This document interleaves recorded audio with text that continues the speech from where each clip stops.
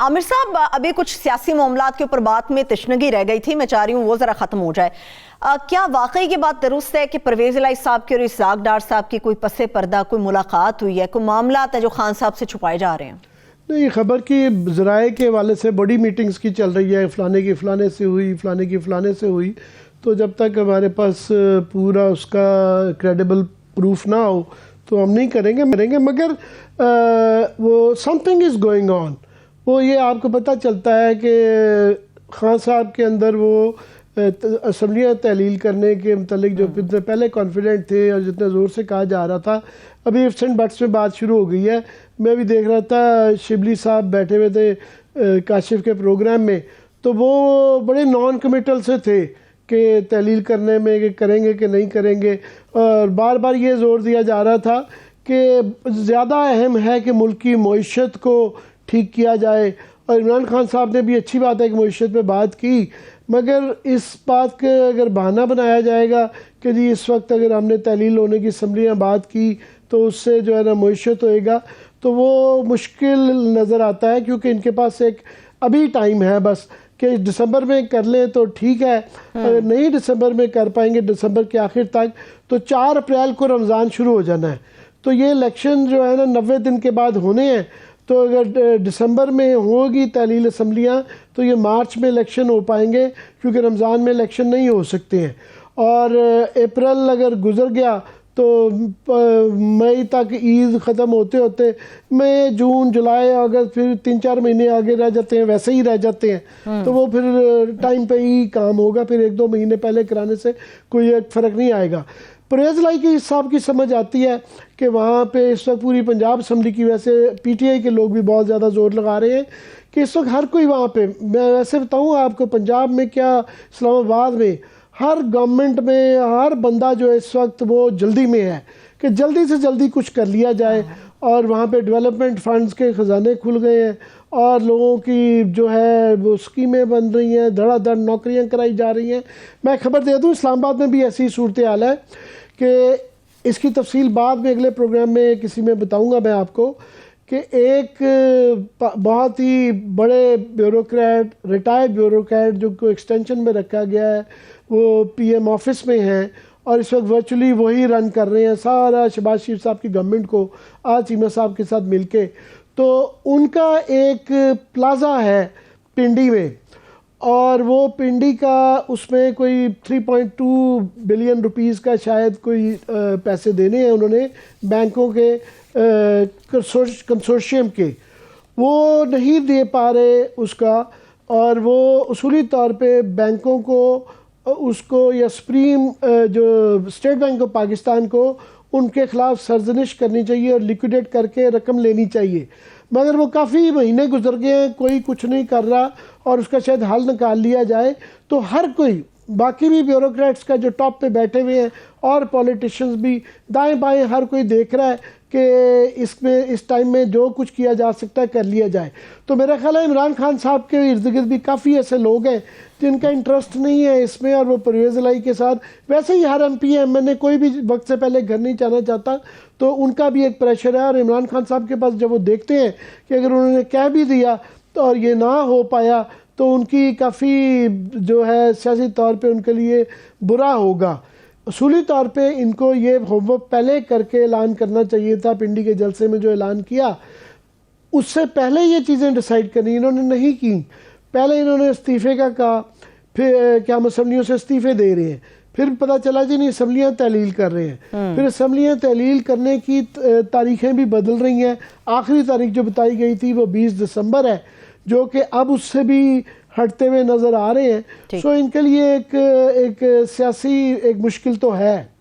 ठीक है, अब जो तहरीक इंसाफ कर रही है पूरे मुल्क में, वो महंगाई मुकाओ मुल्क बचाओ रैलियां जो निकाली जा रही हैं, आज जो उन्होंने खिताब किया या उनकी जो मुआशी टीम के साथ मीटिंग हुई आमिर साहब, उसमें एक चीज़ तो हमें नजर आती है कि खान साहब बिलीव करते हैं, मोहर सब तो उन्होंने कर दी है कि सियासत के अंदर मुदाखलत नहीं होनी चाहिए। फिर वो आज कौम की बजाय इदारों से मुखातिब हो रहे थे, वो इदारों से डिमांड क्या कर रहे हैं और किस इदारे से वो मुतालबा क्या कर रहे हैं, ये सवाल तो उठ रहा है। बात यह है कि ये वो उनकी ज़ाहिर है कोशिश है कि इदारे आके किसी तरीके से कान मरोड़ के जो है पीडीएम को मजबूर करेंगे वक्त के ऊपर अभी अर्ली इलेक्शंस करवाए जाएं, वरना मईशत के बड़े बुरे हालात होंगे। जबकि पीडीएम वाले बिल्कुल भी तैयार नहीं हैं। एक तो इदारों की मैं समझता हूँ एक लिमिटेशन भी होती है कि अगर वो चाहेंगे कि जनाब जितनी देर तक लटका जा सके वो लटकाएंगे, और चूँकि इमरान खान साहब वहाँ पे से रिज़ाइन असम्बलियों से नेशनल असम्बली से कर चुके हुए हैं, सो कोई आईनी तरीका नहीं है कि उनको मजबूर किया जा सके।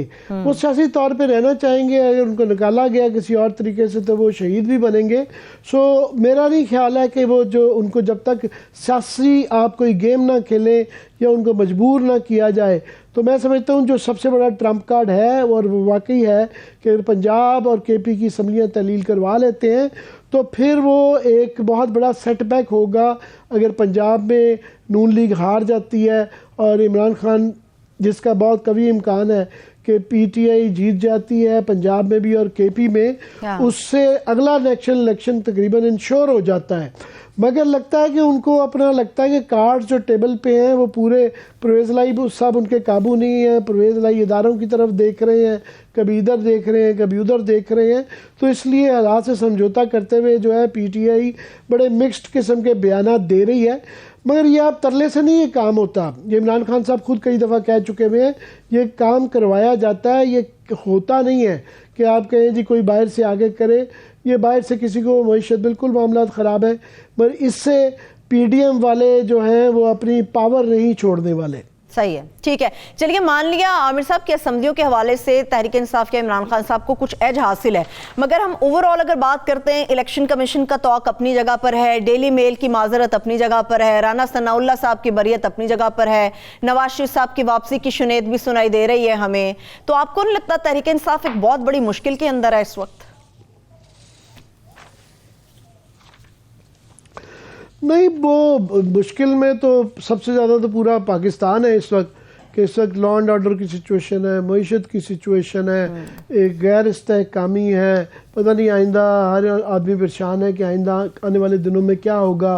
गैस की लोड शेडिंग चल रही है, गैस या तो आ नहीं रही या बहुत थोड़ी आ रही है, 18 घंटे तक की हो रही है, और बिल बहुत ज़्यादा आ रहे हैं, महंगाई बढ़ती जा रही है।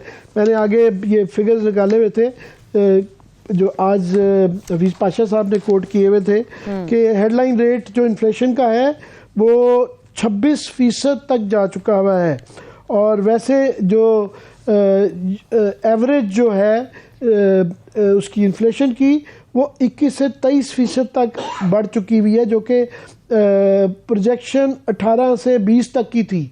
सो 5% जो है ना प्रोजेक्शन से ज़्यादा महंगाई हो चुकी है। तो वो सारा पाकिस्तान ही परेशान है। तो इमरान खान जो है वो, मेरा ख्याल है पीटीआई के पास ये ट्रम्प कार्ड है, इन्होंने उसको ये अभी भी जो भी है, परवेज़ लाई साहब के पास भी चॉइसेस कम है।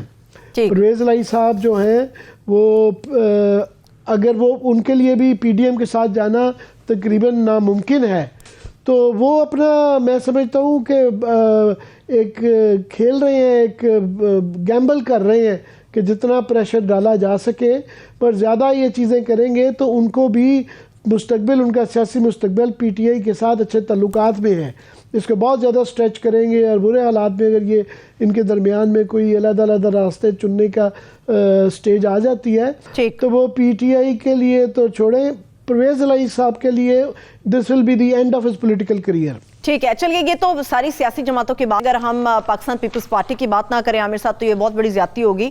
कराची के अंदर क्राइम्स के हवाले से जो फिगर्स हैं वो बड़े खौफनाक है, उस पर तो मैं फिर बाद में आऊंगी। मगर अगर सूबाई हुकूमत की हम बात करते हैं तो इनका सियासी मुस्तकबिल आप क्या देख रहे हैं आइंदा आम इंतखाबात में, और इनकी मौजूदा गवर्नमेंट को आप किस तरह से रेट कर रहे हैं? नहीं, गवर्नमेंट का एक बहुत बड़ी वजह तो ये है कि वो उनके लिए प्रायोरिटी जो है वो इस वक्त परफॉर्म करने से ज़्यादा है कि कोलिशन पार्टनर्स को कैसे खुश रखा जाए। आज आपने देखा होगा बाप पार्टी का भी बड़ा सख्त बयान आया है कि जनाब हमें जब आपकी ज़रूरत थी तो उस वक्त तो आप बहुत ज़्यादा तरले कर रहे थे। उनकी भी एक डिमांड लिस्ट है। एमक्यूएम हर दूसरे दिन जो है वो भी नाला रहती है और उनकी भी एक डिमांड लिस्ट है। सो पीपल्स पार्टी की और नून लीग की भी ये चक्रवश रहती है। फॉर एग्ज़ाम्पल इस वक्त जो है 250-300 ब्यूरोक्रेट हैं 20 से 21वें ग्रेड में जिन्होंने जाना है उनकी बोर्ड में डिसाइड हो गया हुआ है, फैसला हो गया हुआ है, पर वो 3-4 माह हो गए हैं उसके अंदर डिले पड़ती जा रही है और ये फैसला नहीं हो, उनको अनाउंस नहीं किया जा रहा, क्योंकि काफ़ी लोग जो है वो चाह रहे थे कि इसको डिले करके अपनी मर्ज़ी के बंदे निकलवाए जाएं और डाले जा सके।